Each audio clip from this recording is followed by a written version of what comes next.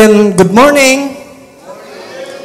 Pwede bang pakibati mo muna yung katabi mo ng good morning? Pakitapik-tapik mo siya. Yan. And then sabihin mo sa kanya, Merry Christmas. Mamamasko ako sa'yo. Ayan. So, are we happy?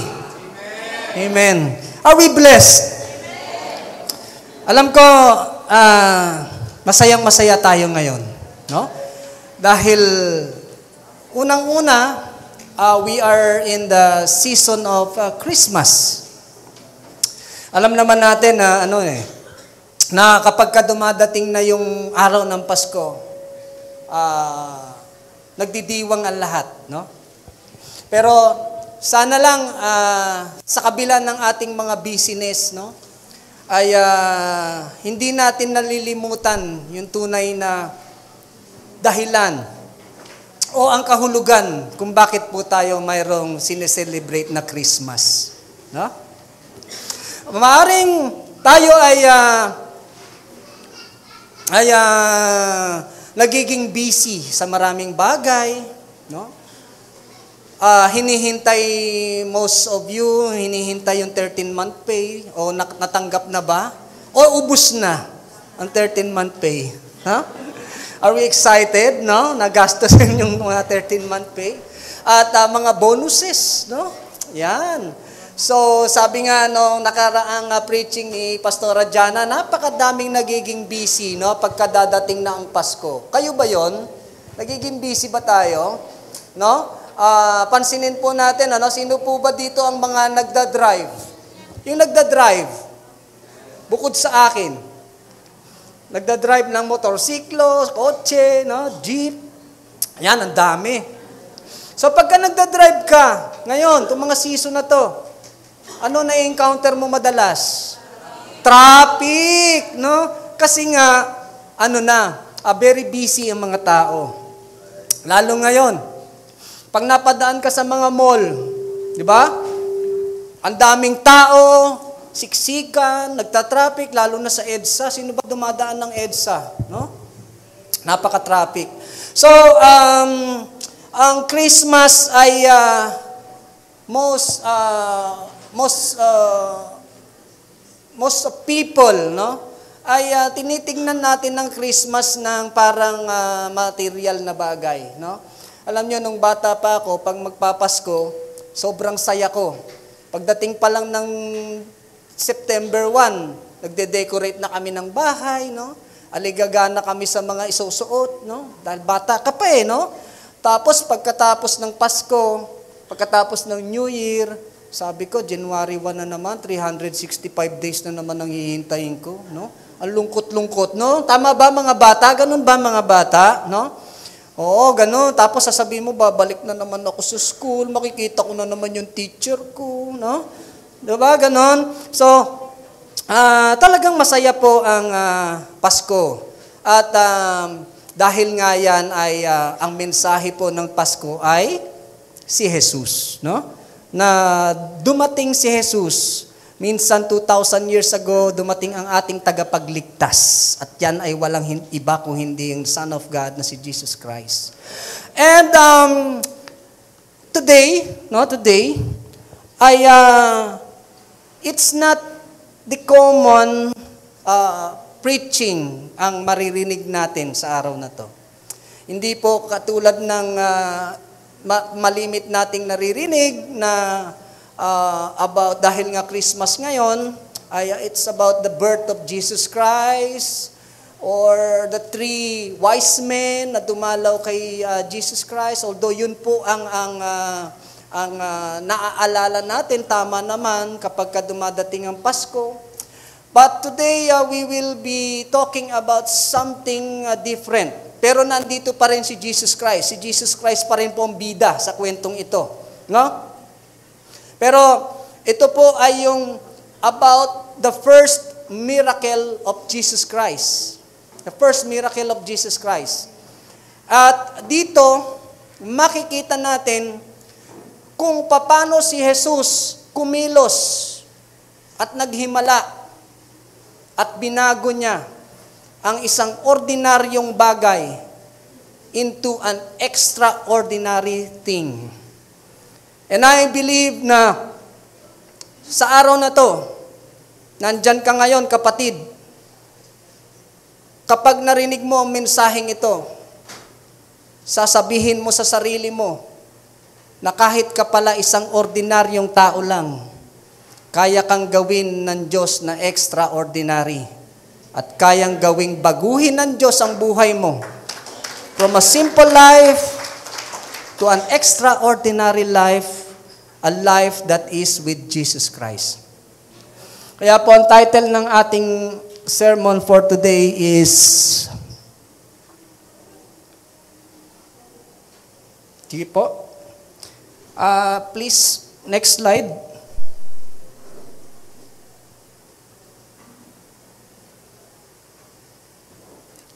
Ayan, no? So, habang hinihintay po natin yung slides, uulitin ko po na ang buhay natin na pangkaraniwan ay pwedeng baguhin ng Diyos into something different, something special. Lalong-lalo na po tayo na mga nasa Panginoon na. Ang ordinaryo mong buhay nung ikaw ay wala pa kay Jesus, ay kayang baguhin ng Diyos into something not ordinary, which is extraordinary. Kaya po ang title natin for today is When Ordinary Becomes Extraordinary.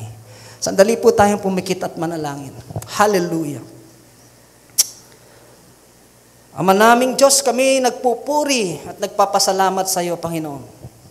Sa araw na to, O Diyos, we are so happy and glad to be in your house. Yes, it's good to be in the house of God. Salamat, Panginoon, dahil naniniwala kami na kaya kami nandito dahil ikaw ang nagdala sa amin dito sa lugar na to, Panginoon. And you have something great and something wonderful for all of us. Meron kang gagawin, Panginoon. And your miracle will happen in this place, will happen in this moment. It is now happening, Lord God. At ang iyong banal na presensya ay kasama namin ngayon, Panginoon. Salamat, Panginoon, dahil binigyan mo kami ng pagkakataon na magkaroon ng ganitong pagtitipon, ng ganitong gawain, upang kami muli mong makiniig, Panginoon. At nawa, Panginoon, ay i-bless mo, Panginoon, ang bawat buhay na nandito, Panginoon. And as we listen to your words, Panginoon, you will transform lives. You will transform the ordinary lives into extraordinary lives. That is a life that is walking with you, Jesus Christ. Salamat, Panginoon. At sa araw na ito, Panginoon, hayaan mong kami malayang sumamba sa iyo. At ikaw lamang, Panginoon, ang aming itataas sa lugar na ito. Gamitin mo lamang ako bilang iyong mensahero. At ang iyong mga salita, Panginoon, ang siyang magbigay ng kapangyarihan at karunungan at buhay sa bawat isa na naandito sa iyong tahanan. Salamat, Panginoon. We lift you up. We praise you. And we glorify your name. This we pray in Jesus' name. Amen. Purihin ang Diyos. Hallelujah. Hallelujah. When ordinary becomes ordinary. Yan. Maraming bagay sa mundo, no, na pangkaraniwan. At kapag ka naging kakaiba siya, tayo ay namamangha. No? Tayo ay nagugulat. Tayo ay naa-amaze. At ito pong ang magiging pag-aaral po natin sa araw na ito. This is a story about Jesus' first miracle during his early ministry here on earth. Ayan, ano? Yan po ay makikita natin sa Book of John, chapter 2, verses 1 hanggang 11 po. This is the first recorded miracle of Jesus in his public ministry. Alam niyo po, ang Panginoong Jesus ay maraming himala na ginawa, no? In the New Testament, there are 37 miracles na ginawa si Jesus Christ. At sa Book of John ay nakapagtala ng 8 himala si Jesus, no? There are 8 miracles written or recorded in the Book of John. And 6 of them are unique in the Book of John only. Doon lang matatagpuan ang mga milagro na ito sa Book of John na we cannot find on any other books, no? That is Matthew, Mark, Luke, no? Yan. So sa Book of John lang. At isa na nga itong kwento na ito na makikita natin sa Book of John na dito lamang natin mababasa. Pero tignan po muna natin ang senaryo. Ang location po niya ay sa Cana. Cana is a town in the region of Galilee in Israel. Yan. It's a small town, no? In Cana. At yung Cana na yan, in English ay ibig sabihin pala niyan ay reeds, no? I think sa Tagalog yung reeds ay parang mga talahib, no? Talahiban niyang Cana nung araw. And kaya yan ang maraming makikita doon sa Cana. Kaya po siguro nila tinawag na Cana, yan town na yan. And the scene is a Jewish wedding banquet. Kasalan pala ito, no? Kasalan. Now, this season, this month, alam ko maraming mga Christmas parties. Pero alam ko, marami ding nagpapakasal sa buwan na ganito. No? Sino ba dito ang mga ikakasal sa buwan na ito? O kinasal ng Disyembre? Yan. Meron ba? Yun, December. No? Ang mababasa natin o maririnig nating kwento dito is about a wedding. No? Kasalan. And ano yung ginawang miracle? Siguro, pamilyar tayo dito. The turning of water into wine. Ginawa po ni Jesus yan. At yan po ang kauna-unahang himala na ginawa ng ating Panginoon that is recorded in the Bible. Now, we continue reading in John chapter 2. Basahin ko po, on the third day, ang third day po, according sa aking pag-aaral, no? Some Bible scholars say that it was the third day of Jesus in Galilee, where He recruited Philip and Nathanael. No? Nung si Jesus ay dumating sa Galilee, ito yung pangatlong araw niya na doon na nagstay. At ito rin yung araw ng na-recruit niya si Nathanael na taga Galilee. And on the third day, ito na po, a wedding took place at Cana in Galilee. Jesus' mother was there, and Jesus and His disciples had also been invited to the wedding. When the wine was gone, Jesus' mother said to Him, "They have no more wine." Alam niyo po, ang wine, no? Nung unang panahon, nung mga panahon na yan, is a very special, no? A very special element na hindi dapat nawawala, lalong-lalo na sa mga feast na ganito ng kasalan. Hindi naman ibig sabihin na to ay naglalasingan sila noon, no? Sino po ba ditong mahilig sa wine? No? Masarap ang wine, no? Pero I believe na itong wine na tinutukoy dito is a 0% of alcohol. Kasi nung mga panahon na yan, natural ang mga bagay na ginagamit nila to process as wine like this, no?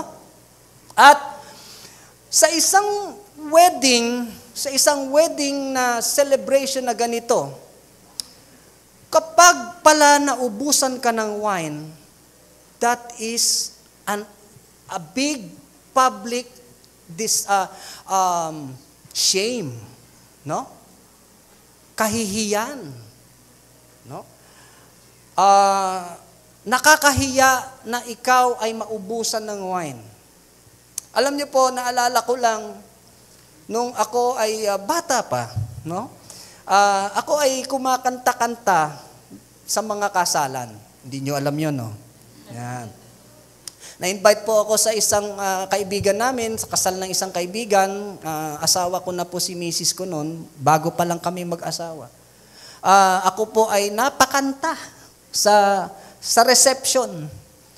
So habang ako'y kumakanta, nagkakainan na sila. No? Ako naman, kanta ng kanta. Nakadalawang song yata. And after I sang, pumunta na ako sa likod. Tapos usap-usap ng konti doon. Alam niyo ba, naubusan kami ng pagkain? Opo, naubusan. Sa dami ng bisita. Kasi meron daw mga bisita na unexpected, no, na dumating. At okay lang naman kasi may dessert naman eh. May dessert. Dessert okay na sa amin. Tsaka drinks. Anyway, na-share ko lang kasi talagang nung panahon na yan, kapag ka naubusan ka ng wine, parang lumalabas po doon ay yung groom ay hindi pala kayang mag-provide, no, for his bride. Imagine, wine lang, naubusan ka pa. No? Kaya ito ay nagdudulot ng embarrassment, no, sa family ng groom o ng bride. And I believe, no, kaya invited si Jesus and his mother Mary sa celebration na ito, meron silang close relationship ng bride o ng groom kay Jesus Christ or kay Mary. Kaya sila invited. At makikita mo dito na nalaman ni Mary na naubusan pala ng wine. Maaring may nagsabi sa kanya, Mary, wala ng wine. No? At anong ginawa ni Mary? No? When the wine was gone, no, Jesus' mother said to him, they have no more wine. Nilapitan niya ang anak niya, sabi lang niya, wala ng wine.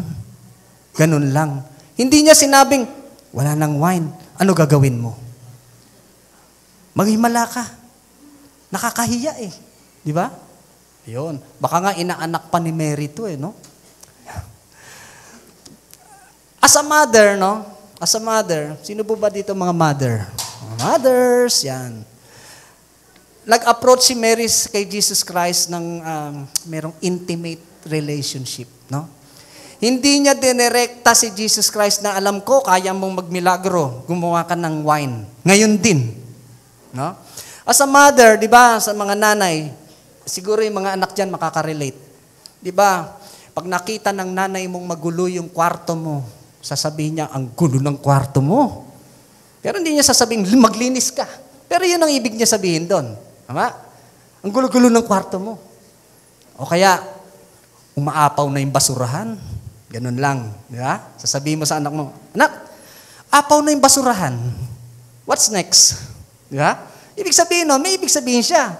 Parinig lang pala yun. Apaw na yung basurahan. Ilabas mo na yan. No? Or, tambak na yung hugasan sa lababo. Pero hindi na sinabi, oy, maghugas ka ng plato. Understood na yon na maraming hugasin. No? Baka gusto mo ako maghugas. Aring ganyan si Mary, no? Na sinabi lang niya, they have no more wine. Pero ang ibig niya sabihin, alam ko na may magagawa ka. Amen? Remember, this is the first miracle of Jesus Christ. Wala pang na-witness si Mary na miracle si Jesus Christ before this. Kasi kung meron siya na-witness na miracle na before, pwede niya sabihin, mauulit-ulit ang milagro ni Jesus Christ. Di ba? Pero wala pa eh. Wala pa siyang nakikitang himala. Although lumaki si Jesus Christ na isinilang ni Mary, pero sinasabi po sa Biblia, this is the only first miracle performed by Jesus Christ. Now, kung wala pang nagagawa si Jesus Christ na himala during that time, bakit kaya sinabi ni Mary, in-approach niya si Jesus they have no more wine. Ibig sabihin, she believes that Jesus can do something about this problem. Amen? Naniniwala yung kanyang ina na may magagawa si Jesus. Kaya binulong ko sa kanya. Ngayon, ano po ang sumunod? Ito ang sagot ni Jesus Christ. And you know what? This confused me. Sa totoo lang po. Matagal ko pong pinag-isip-isipan ang mga sagot na ito ni Jesus Christ.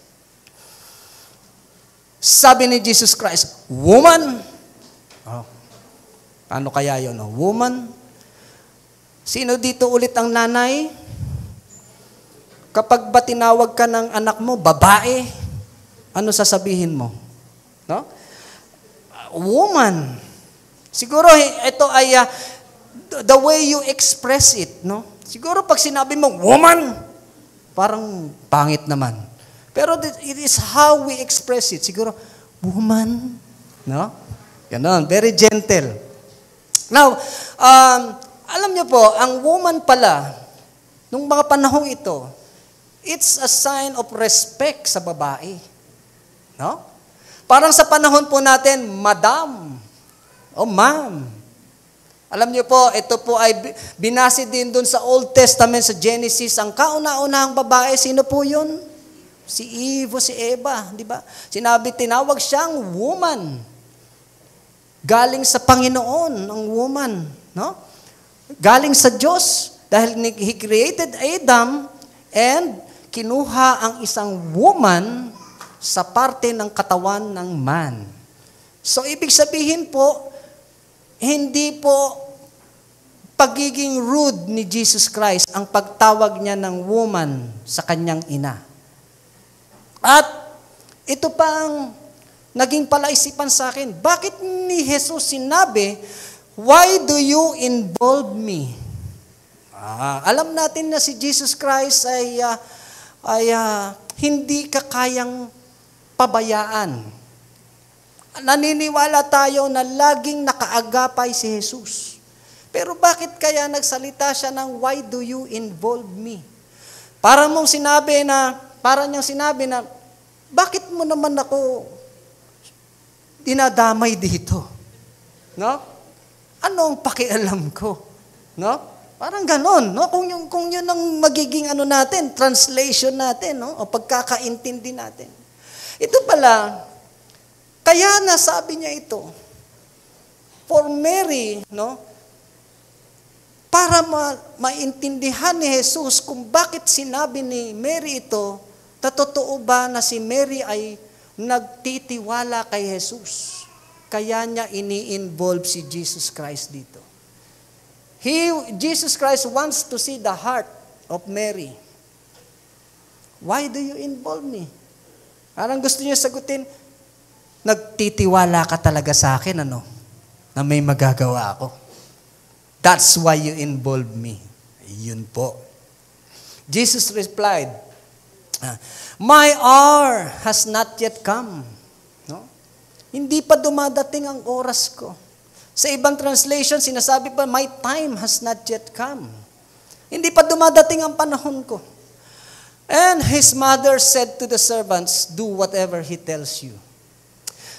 Tinabi ni Jesus ito, hindi pa dumadating ang panahon ko, ni Jesus Christ.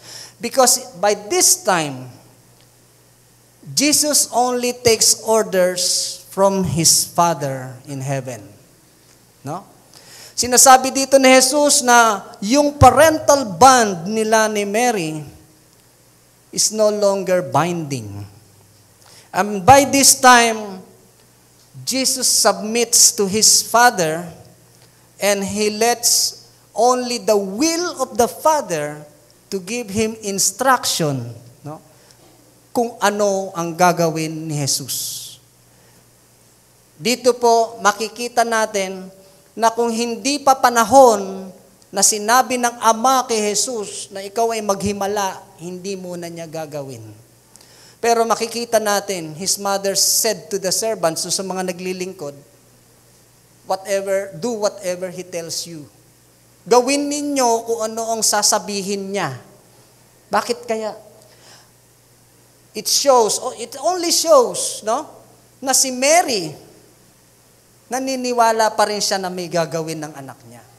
Na may gagawin si Jesus.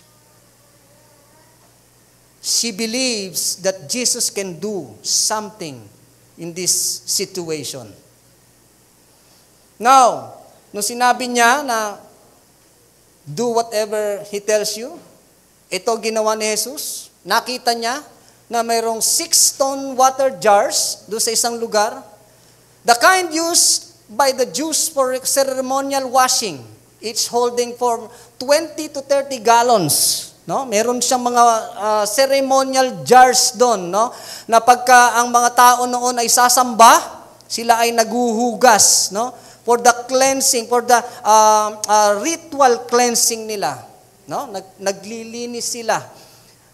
Para ang paniniwala nila, bago sila humarap sa Diyos, sila ay malinis. No? Jesus said to the servants, fill the jars with water. So they filled them to the brim. Tingnan ninyo, bakit kaya hindi yung naubos na lalagyan ng alak ang lalagyan ni Jesus Christ ng alak? Tama? Kung naubos yung alak, doon sa lalagyan na yon, sana refill na lang niya. Di ba may mga ganon, refill? No? Bakit kaya doon pa sa stone jars? Bakit yun ang nakita niya? At bakit may i-fill mo ng water to the brim? Hanggang mapuno. No? Ibig sabihin, ang pagpapala pala ng Panginoon, hindi kalahati, hindi konti. Puno. No? Puno. Kaya fill the jars with water, so they filled them to the brim. Pag sinabing brim, hanggang doon sa pinakalabi ng jar, stone jar. Then He told them, no? He told them, now draw some out. Tubig yun, ha? Now draw some out and take it to the master of the banquet. And they did so. Sumunod pa rin sila. Ibig sabihin, kahit na parang nonsense ang sinasabi ni Jesus Christ, lagyan mo ng tubig yan. At yan ang iserve mo. Alak ang naubos, bakit tubig ang pinalagay mo? Pero kahit pa, parang nonsense sa kanila yon, sinunod nila si Jesus. Sinunod nila si Jesus. At ibinigay nila ito sa master of the banquet. Alam niyo po yung master of the banquet, kung sa panahon natin sila yung mga wedding coordinator. No? Na nag-aayos na to oversee the event, no? Na nasa control, na nasa ayos ang lahat. Yan po ang trabaho ng master of the banquet. Ito po yung stone jars, kung wala kayong idea, no? Ito yung stone jars mentioned in the Bible were used for ritual bathing and purification according to the Jewish law. No? Para sila sumamba, kailangan maghugas muna sila ng kamay, ng paa, no? At ito, dyan nanggagaling yung tubig na pinapanghugas nila. So sa madaling salita, ginagamit nila to para sa mga ritual, no? Nung panahon na yon. Now, continue, and the master of the banquet tasted. Nalasahan niya the water that had been turned into wine. Tubig yun, na naging alak. He did not realize where it had come from. Though the servants who had drawn the water knew. Then he called the bridegroom aside. Nung natikman itong master of the banquet, yung alak, no? Hindi niya alam kung bakit nagkaroon ng alak. Pagkakaunawa natin dito na itong master of the banquet na to, alam niya na nawalan ng alak. Pero naubusan. Pero nung sinerve sa kanya, hindi naman siya nagtanong. No? Hindi niya alam kung saan nanggaling. Basta okay lang, masarap yung alak. No? At basta okay na. Tapos na ang problema. No? And then, he called the bridegroom aside. Tinawag niya yung bridegroom. And said, sinabi niya sa bridegroom, everyone brings out the choice wine first, and then the cheaper wine after the guests have too much to drink. No? But you have saved the best until now. Kasi nung panahon nila, kapag kami mga feast na ganito, isa-serve nila yung the best wine. Siguro, pag medyo lasing na yung kanilang mga bisita, hindi na mapapansin, they will serve the cheapest or the cheaper wine. No? Pero sabi niya, nagulat siya dahil nung naubusan, hanggang huli, napaka-special pa rin ang isinerve nitong bridegroom. No? Siguro yung bridegroom, dahil wala naman siyang alam, siguro sabi niya, ha? Talaga? No? Kung ako yung bridegroom, wala akong kaalam-alam na nagsiserve pala ng wine pa rin. Oo nga, no? Sige lang, enjoy kayo. Siguro ganun lang siya, no? Now, sabi po dito, what Jesus did here in Cana of Galilee was the first of the signs through which He revealed His glory, and His disciples believed in Him. You see that? No? Nung unang naghimala si Jesus, naniwala na daw ang mga disipulo ni Jesus sa Kanya. Ibig sabihin po, nang His disciples believed in Him after seeing a miracle, maaring hindi pa pala sila lubos na nininiwala kay Jesus kung hindi sila makakakita ng himala. Amen? Pwede nga mga panahon ngayon, no, na hanggat wala kang nakikitang himala na ginagawa sa iyo ang Diyos, hindi ka pa rin lubos na nananampalataya sa Diyos. No? This miracle performed by Jesus Christ, no, gusto niyang ipahayag na siya nga ang anak ng Diyos. You can see na ang nakaka-witness lamang ng himala dito is His mother, yung servants, and His disciples. Hindi pa niya in-expose sa lahat yung kanyang miracle. Dahil sa ibang miracle ni Jesus Christ, di ba? 5,000 people, 5,000 men, napakain niya sa pamamagitan lamang ng 5 tinapay at 2 isda. Ibig sabihin, libo-libo nakawitness ng himala niya. Nung siya ay nakapagpakita ng bulag, nakapagpalakad ng lumpo, ang daming nakawitness. Pero this first miracle ni Jesus Christ, iilan lamang pa lang po ang nakakita ng kanyang miracle. Dahil sinabi nga niya, this is my time has not yet come. No? And, His disciples believe in Him. Nung nakita na naghimula, naniniwala na sila kay Jesus. Dahil may nakita na sila, nakakaiba. Now, hindi po tayo aalis sa lugar na ito na hindi po tayo makakapulot ng aral sa kwentong ito. Amen? We have 3 important lessons we can take away from this miraculous event. Kaya makinig po tayong lahat. Tignan po natin yan. Iisa-isahin po natin ang 3 points na ito. Number 1, take your request to Jesus but humbly accept His answer. No? Ipaabot natin kay Jesus ang ating mga panalangin at hintayin natin ang sagot ng Panginoon. No? Katulad po ng sinabi diyan, naubusan ng wine at sinabi ni Jesus Christ, ni Mary kay Jesus Christ, they have no more wine. Pwedeng sa ating panahon, no, na meron kang ipinananalangin sa Panginoon. Pero sinabi mo lang, Lord, wala ako nito. No? Kailangan ko ito. Just like Mary, we should trust and believe that Jesus can do something. Do you believe? Amen. Just like Mary, we should trust and believe that Jesus can do something. Naniniwala ka ba na si Jesus ay mayroong gagawin sa iyo? Amen? Meron lang akong gustong i-share sa inyo. No? Balik tayo. During my early years in the ministry, no, ang sasakyan ko po ay motorcycle, single, na ginagamit ko papunta ng church, papunta sa mga Bible studies, sa mga gawain, motorcycle. Ang sakay ko lang po doon ay isa. Kasi single eh. Misis ko, minsan yung anak ko, and kapag kami mag-church buong pamilya, isa lang ang may sasakay ko at yung dalawang anak ko na nandito ay magko-commute. Pag nag-request yung bunso ko, Daddy, ako naman ang aangkas. So, yung misis ko at yung anak kong isa, magko-commute. No? Sa madaling salita, kapag kami ay inabutan pa ng ulan, sisilong muna kami sa isang waiting shade, no? Hanggang tumila ang ulan. Kung wala kaming dalang kapote. Pag may dalang kapote, magsusuot ng kapote. No? Pag napakainit ng araw, pagdating mo sa pupuntahan mo, pawisan ka na.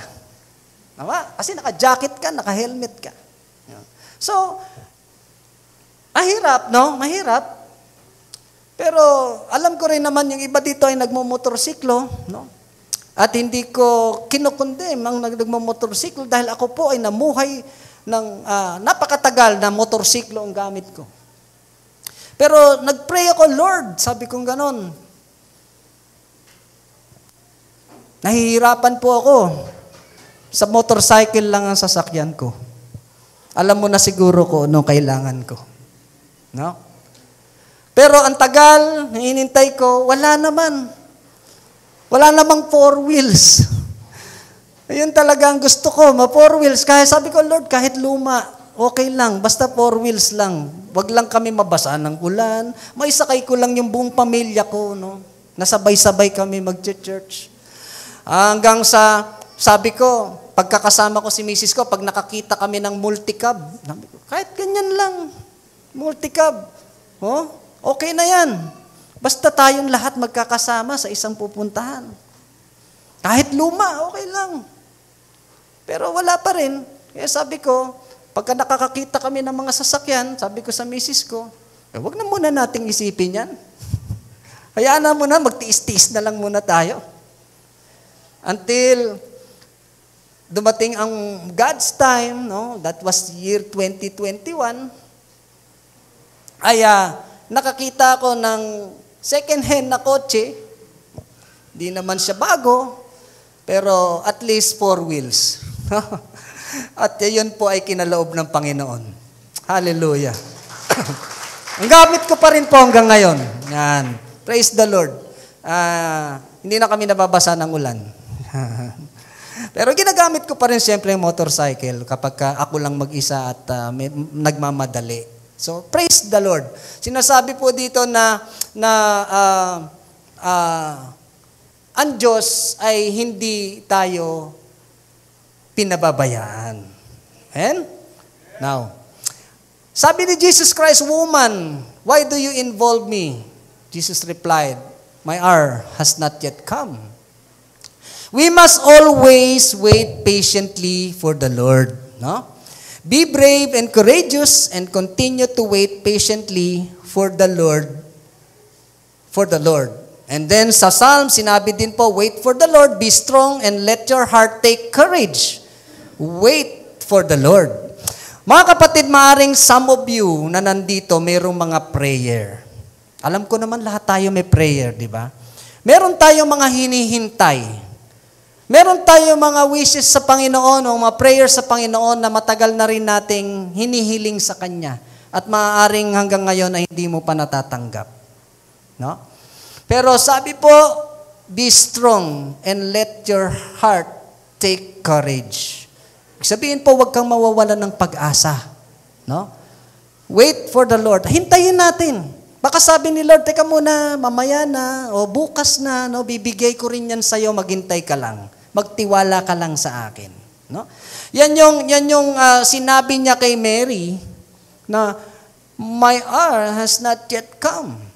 Pero hindi natin alam yung biglang pagbabago, no? Dahil nag-perform pa rin siya ng miracle, maaaring kinausap na siya ng kanyang ama na sinabi, okay, this is the time for you to perform your miracle. Ayun. So, ang Panginoon, pwedeng hindi pa ngayon binibigay sa iyo ang kailangan mo, pero He knows what you need. No? Ibibigay niya yan in His time. In His time. Amen. Praise the Lord. Now, pangalawa, cultivate a humble and obedient heart. Yan. So, his mother said to the servants, do whatever he tells. No? Obedient. Sinabi ni Mary, gawin ninyo ang sasabihin ni Jesus. And, sinasabi po dito na kailangan tayong mag-obey sa Diyos. Sinasabi dito na magkaroon tayo ng pagsunod sa Panginoon. Why? Because when we obey God, it demonstrates our love for Him. Sino dito nagsasabing mahal ko ang Diyos? Taas ang kamay. Amen. Mahal na mahal mo ang Diyos. Dahil sino man ang tanungin natin, mahal mo ba ang Diyos? Yes, I love God. No? But the question is, do you obey Him? Sino dito ang mga magulang bukod sa akin? Siyempre, pag tinanong mo ang anak mo, mahal mo ba tatay mo? Mahal mo nanay mo? Yes, oo naman. Nanay ko yan eh. Tatay ko yan eh. Oh, bakit hindi ka sumusunod sa kanya? Ha? Ouch ba? Sino ba dito yung mga hindi sumusunod sa nanay at tatay? So, sabi mo, mahal mo ang Diyos, bakit hindi ka nasunod sa Diyos kung mahal mo nga siya? Bakit ginagawa mo pa rin yung sinasabi ng Diyos na huwag mong gagawin? At bakit yung gusto niyang gawin mo, hindi mo naman ginagawa? No? Pero masabi mo, mahal mo ang Diyos. Kaya nga sinasabi po dito, it demonstrates our love for Him if we obey Him. Nakikita ng Panginoon dito na mahal mo nga siya kasi sumusunod ka sa Kanya. Amen? Alam mo naman ang kasulatan ng Panginoon, if you read your Bible, nandun na lahat ng instruction ng Diyos, pero kung hindi mo pa rin siya sinusunod, how can you say you love God if you do not obey God? Amen? Now, it leads to the blessing of the holy living and the knowledge of God. No? Ito pala ay nagdadala rin sa atin ng direksyon into a holy living and the knowledge of God.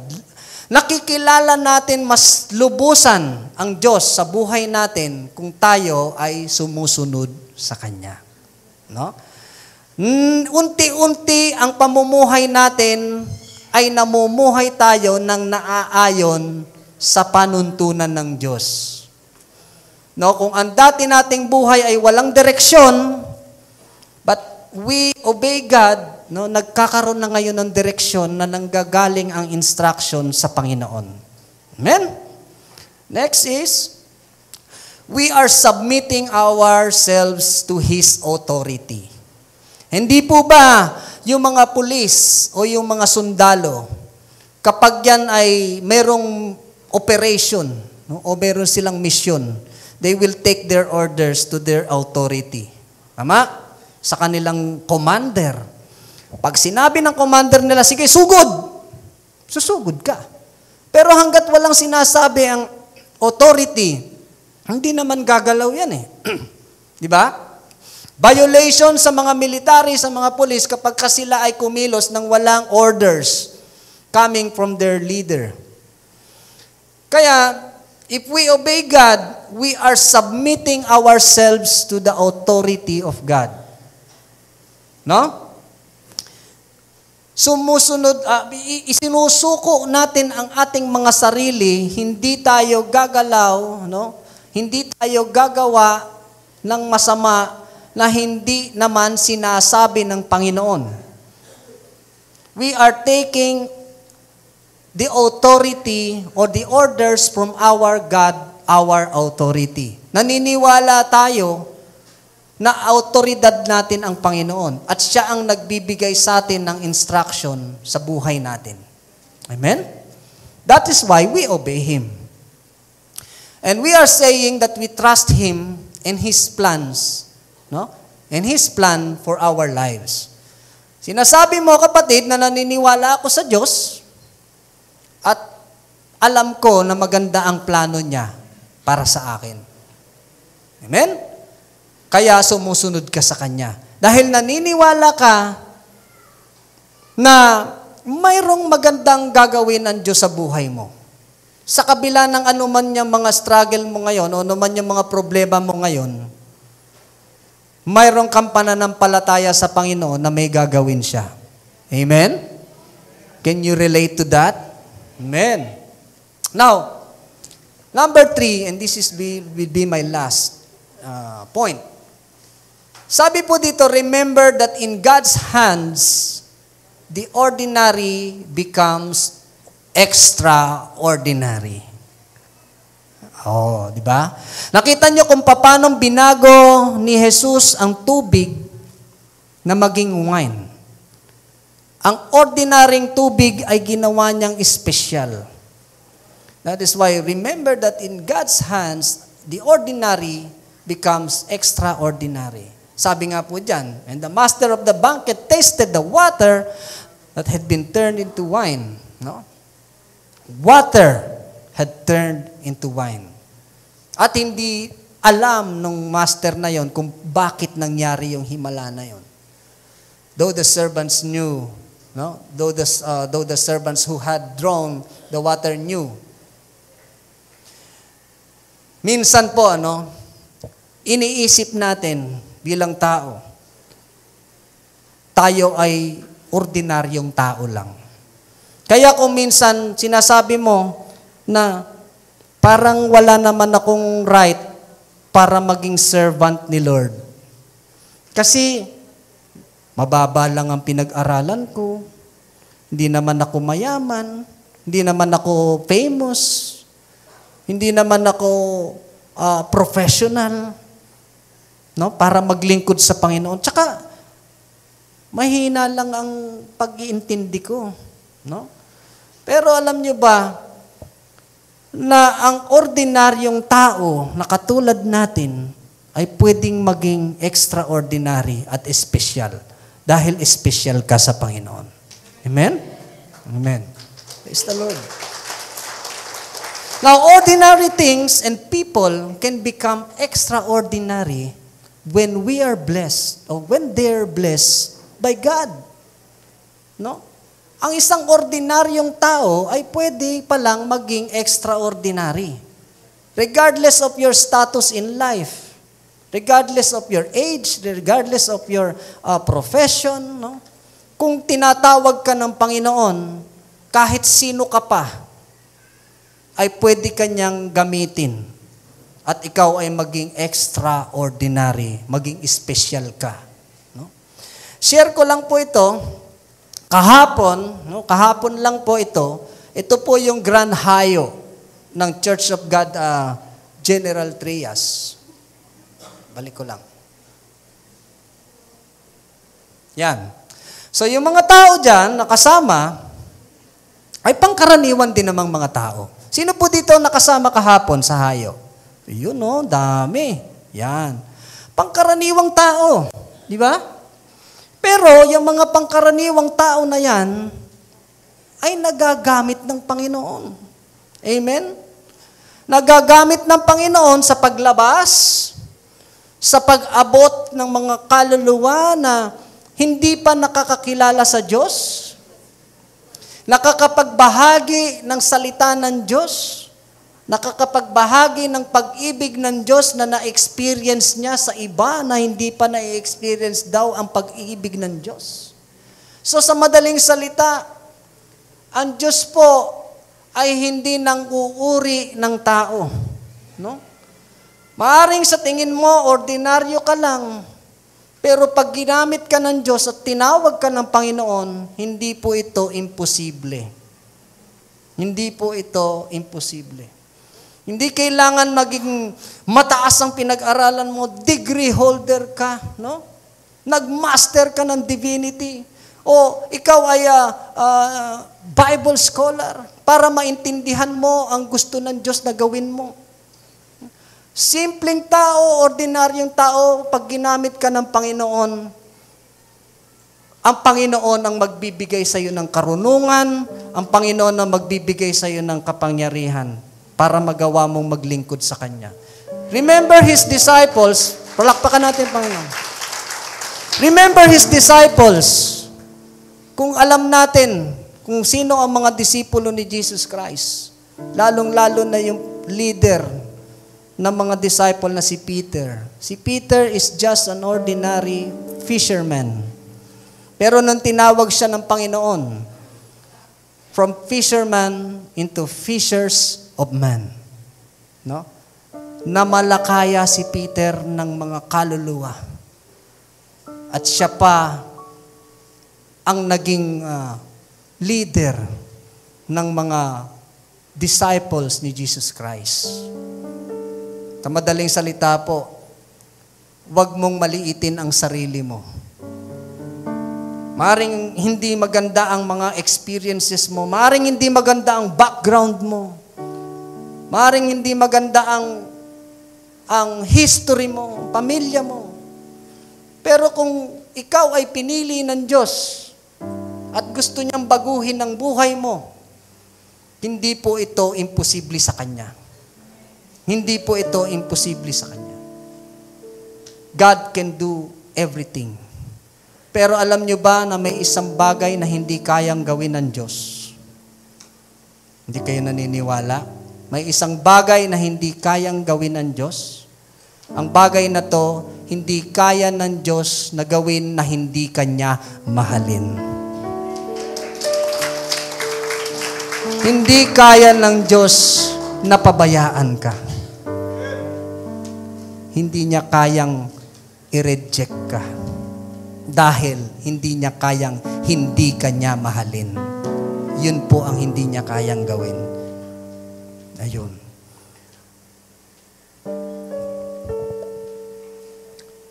Now, God takes our empty places and fills them. He supplies our needs from His glorious riches, and we end up getting much more than we ask for. Just like those stone jars, yung mga jar na walang laman, pinapuno ito ng Panginoon. No? Ang buhay natin, ihalimbawa natin o ihalintulad natin doon sa mga empty stone jars na pinili ni Jesus na lagyan ng laman. Maaring yung iba sa atin, nung wala pa kay Jesus, ang buhay natin ay parang mga jar na walang laman. Walang saysay. No? Walang kabuluhan. And, nalagyan ka ng tubig. What does the water symbolizes? Life. Nagkaroon ka ng buhay, pero yung buhay mo ay wala pa rin si Jesus. No? Buhay ka lang. Buhay ka lang. Katulad ng isang tubig na walang lasa. Tama? Walang kulay. Pero nung naghimala ang Panginoon sa'yo, tinawag ka niya, binago ka niya, para kang tubig na naging wine. Amen? At nung binuhos nila ang tubig sa jar, hindi po kalahati, hindi nagtira, but they filled them up to the brim. Hanggang napuno. Ganun po magpala ang Panginoon. Ganun siya magpala. Puno. Puno. At ang ordinaryong tubig na katulad ng ordinaryo mong pagkatao, kayang baguhin ng Diyos from your ordinary life into an extraordinary life. Hallelujah. Now, when you see miracles, healings, or answered prayer, take time to rest in your gratitude to God. Don't get so caught up in what happened that you forget who made it happen. Nung nakita ng master of the banquet na nagbago o nagkaroon ng alak, hindi naman niya tinanong, paano nangyari ito? Sino naghimala? Minsan po tayo ganyan. Kapag po, meron tayong hinihiling, halimbawa, meron kang karamdaman, hindi ka makapagpagamot, no? at merong tumulong sa iyo. Ikaw ay pinagamot. Ikaw ay dinala sa St. Luke's. Wow, St. Luke's. Gumaling ka. Diba? Minsan papasalamatan mo at sasabihin mo na kung hindi dahil doon sa tumulong sa aking kaibigan ko, hindi ako gagaling. Although, salamat sa kaibigan mo. Pero kung minsan ganun, hindi na natin naiisip na itong taong ito ang ginamit ng Diyos para tulungan ako. Minsan, kaya mo na-solve yung problema mo dahil sasabihin mo magaling ka. No? Mahusay ka. Masipag ka. Na-achieve mo yung dream mo dahil magaling ka. Pero hindi mo naiisip na magpasalamat sa tunay na nag-bless sa'yo. Na nag-bless sa'yo ng karunungan, na nag-bless sa'yo ng trabaho, kung bakit mo natanggap yung blessing na yon. Amen? Take time to rest in your gratitude to God. Lagi po tayong magpasalamat at i-acknowledge natin na ang Diyos ang kumikilos. Everyone brings out the choice wine. Ito yung sinabi ng master of the banquet sa groom. And then the cheaper wine after the guest had too much to drink. But you have saved the best till now. Now, for those who believe in Jesus, this message is for you. Do you believe in Jesus? So this message is for you. Amen? Sabi po dito, this world is not our home. Ito palang lugar na ginagalawan natin na to, this is not our home. No? Kahit ano pang ganda ng bahay mo, kahit anong laki pa ng bahay mo, yan po ay pansamantala lamang. Pansamantala lamang. Kung anong meron ka ngayon, pansamantala lamang at pagdating ng panahon, iiwanan din natin lahat yan. This world is not our home. We are only passing through. Dumadaan lang tayo. Dumadaan lang pala tayo sa buhay na to. No? This life is not our best. So don't get discouraged and don't give up because God has saved the best for last. For last. Maring ngayon, may struggle ka. May problema ka. May sufferings ka. Pero tandaan po natin, no? Sabi po, don't get discouraged. And don't give up. Huwag mo sasabihin, suko na ako. Hindi naman the best life ito. This is not our best. But the best is yet to come. No? Ang Diyos ay may hinandang the best para sa iyo. Hindi mo lang mahintay kung minsan. Pero kung maniniwala ka lamang na ang will ng God, no? Naniniwala ka sa will of God, na kapag Kanya ng will ay dadating na sa iyo yung tulong, yung hinihiling mo sa Kanya, you will be amazed. At sasabihin mo sa Kanya, Hallelujah! I praise you, God. Thank you. Nainip lang ako. No? Nainip lang ako. Pero nung pinagpala ka, nakita mo kung paano kumilos ang Diyos sa buhay mo. Dahil yung ordinaryong bagay ay kayang gawin ng Diyos na extraordinary yan. Kaya niyang baguhin ang buhay mo. Yung bulok mong buhay dati, kaya niyang baguhin yan. He can transform you. No? Yung sinful life mo, kaya niyang baguhin yan. No? Na ikaw ay namumuhay na ngayon ng sumusunod sa Diyos. Kaya kapatid, huwag kang gi-give up. Katulad ng ginawang himala ni Jesus Christ sa wedding in Cana, where He turns the water into wine, kaya din niyang gawin yon sa buhay mo. If you are a water now, Jesus can turn your life into a special wine. He can turn the ordinary into an extraordinary life. Salamat sa Panginoon. Napakabuti niya. Purihin ang Diyos. Pwede po ba tayo makatayo? God is good. God is a miraculous God. No? At naniniwala tayo na ang Diyos ay kayang gawin ang lahat. He can do miracles to your life. He can perform miracles to your life. At wag lang sana nating hintayin muna ang milagro o ang himala ng Diyos sa buhay natin bago tayo manampalataya at maniwala sa Kanya. No. We have a living God. A God of hope. Hindi tayo mawawalan ng pag-asa as long as naniniwala tayo sa ating Panginoon. And I believe na sa mga sandaling ito, God is moving. He is now transforming lives. And that life could be yours. Kaya He deserves to be praised. He deserves our hallelujah. Hallelujah. And as we sing this song, you can come into the altar. You can surrender everything to God. Pray to Him. Pray to Him.